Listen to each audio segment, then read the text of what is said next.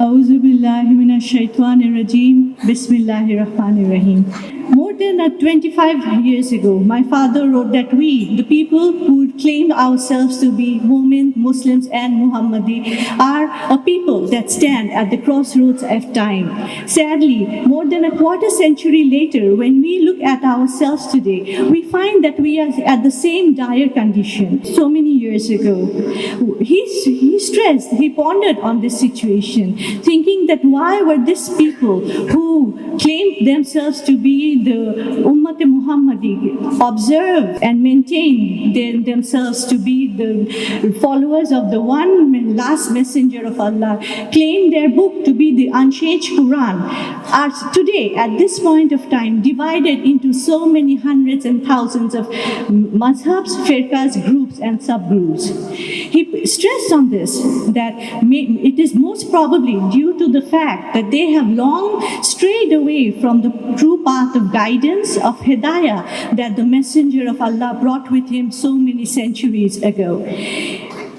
He stressed also on the fact that if we were to ask the people of Medina of 1400 years ago what their goal and who they were and what was their mission in life, we would receive only one answer to this question. But today, if we ask even 1,000 people the same question, he stressed that we were bound to find no less than 1,000 different answers. Why? He pondered on this. He came to this conclusion that this is their belief, the Aqidah, the true concept about Islam has become so diverted, so different from what the Messenger of Allah brought so many centuries ago that today it bears no resemblance what it was.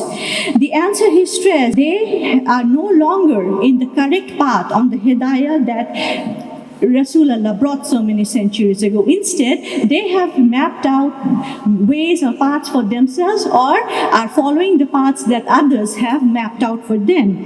As a result, he said, when we look about the whole lot of Muslim population from the forests of the Philippines to the arid mountains of Afghanistan and the deserts of Morocco, we find a giant sloth of a creature, unmoved by any manner of insult or injury. Yet, these are the same people who were once the masters of this world and teachers in every field of science and technology, in fields of arts, literature, music, science, and medicine. Yet, then how did we get here today to a point that we can go on debating endlessly on the fact that whether it is haram or halal for a woman to thread her eyebrows, or if our ablution, our wuzu is complete, if all the hair in the nostrils are not wet.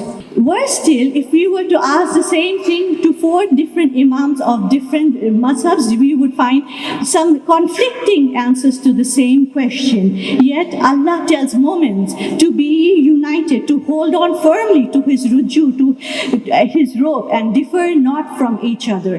This was a people that have been forever extol the virtues of solidarity, of unity, of striving in the way of Allah, putting their strength and all their efforts together until all the injustice and persecution in society have been obliterated. The life of our Messenger of Allah and his companions are replete with such instances, and the stress he has emphasized on unity, on solidarity. We have all but forgotten the inhumane circumstances he overcame, the blood and sweat he and his companions shed to bring a society where peace, prosperity, security, and an utter sense of harmony prevailed. We do not remember that the Rasulullah's declaration that soon enough a woman adorned in gold jewelries will travel hundreds of miles all by herself without having to fear anything except Allah and wild animals. He said this at the time when persecution on himself and his messenger and his companions were at the peak. Yet history tells us that it was not long before this time, such a time came to pass. Also, it is interesting interesting to note here that the Messenger of Allah did not stress on the fact that it would be a moment or a Muslim woman to enjoy such peace and such freedom. It would just be any woman. How many of us do realize today that the Islam is based on humane treatment, on fair treatment, and on the basis that all men are equal in the eyes of the Lord?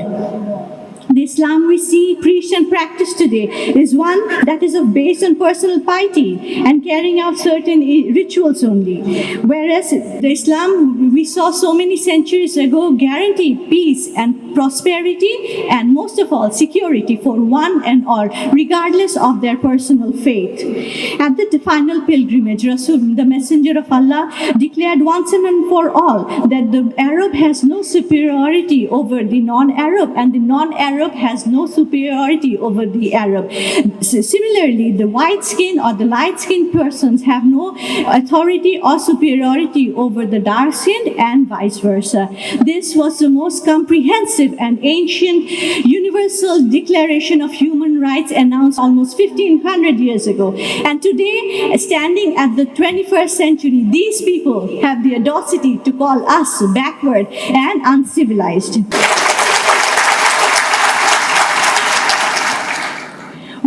Remember that the true teachings of our messenger and his companions were for up till 100 years during and after the messenger Allah's life on earth. His companions, the people who were with him established a society that was based on security, on peace, and the fair treatment of all. People would roam the streets with camels laden with food to look for people, and the sense of security was such that in those societies they did not need to close their doors at night when they went to sleep, or even the courts of justice went without months seeing a criminal case filed.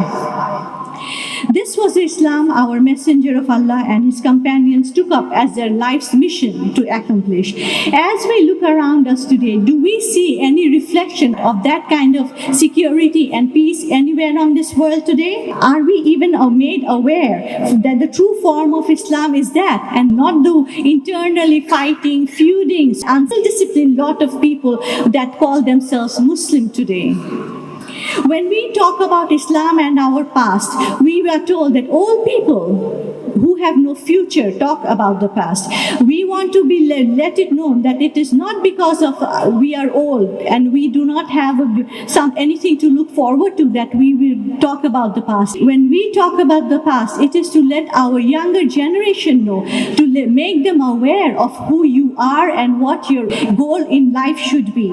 We are a people of about 180 crore human beings, have collectively amnesia. We do not remember that we have been doing for 1,000 years, from the time the Messenger of Allah returned to his creators. It seems we woke up a millennium later to find ourselves enslaved, and sadly accepted our lot as that.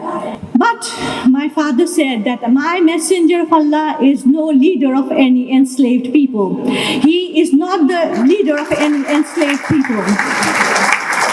He was the leader of the people whose ascension was made to bring forth peace and justice, for equality and fair treatment for one and each and every human being on earth, not depending on their color of the skin or their right of birth. The Islam we see today based is mainly ritualistic and mostly, whereas man is a social creature whose need for every aspect of life must be addressed. This is where the complete code of life, which has to be Islam, needs to be established for sustainable peace, prosperity, and for security for all. Just as the true idea, concept of the true Islam has become perverted and disillusioned. Today we find that the idea of who women are, what their role in society should be like, and what their status in Islam should be is misrepresented and misunderstood. However, only one look at the life of our Messenger of Allah is enough to shed light on the fact that the women of early Islam enjoyed unrestricted freedom and access to every sphere of life and in every aspect of social behavior.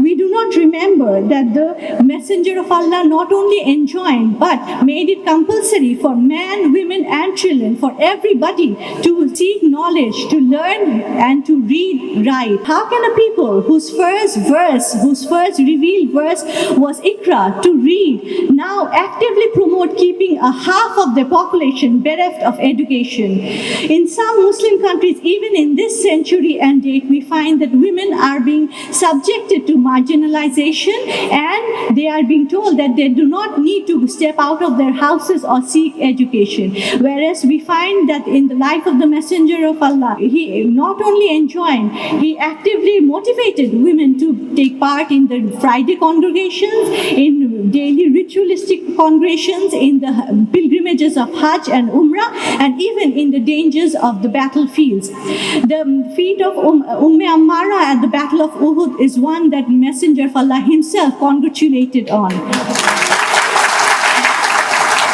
And who can forget the glorious feat of Khawla, who set off all by herself to free her brother Zarar from the clutches of the Romans. Our children, even we, do not have enough knowledge about our past, for which is the reason that we cannot build a comprehensive idea of what Islam is like and what we can do to bring it back to its glorious state.